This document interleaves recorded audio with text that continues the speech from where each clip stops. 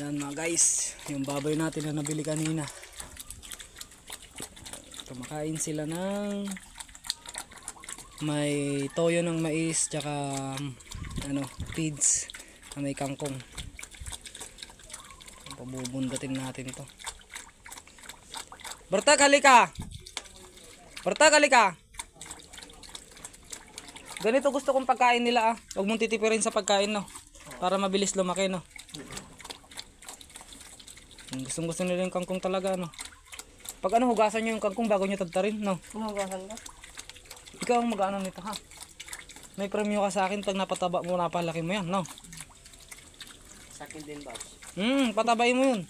Hindi kailangan na utusan ka ni Bartek dun sa kambingan. Kanya-kanyang toka kayong dalawa. Hindi po. Sa ayop po, malaga po. Kahit maalaga ka, kung hindi tinitipid mo sa pagkain, wala din. Hindi man po. Ikaw ang masusunod doon. Maglalagay ka ng pagkain. Ikaw ang masusunod. Kung marami naman damo dyan, pakainin mo ng pakainin ng damo. Kung wala kang may pakain, at mamaya pa kayo kumuha ka doon sa pilapil doon.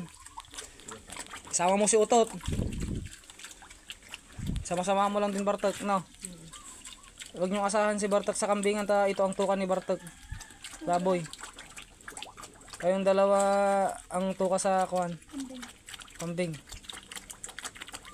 Sa paglilinis, huwag nyo asahan si Bartek, ito lilinisin ni Bartek yan, no?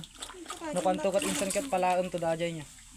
Papalaam, tapos ikawil mo dyan timba. Ipabalang mo kinuutot.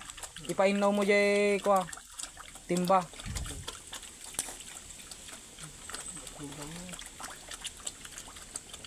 Di pa isang buwan. Huwag mo yung tipirin. Pinalubo ni Bartok.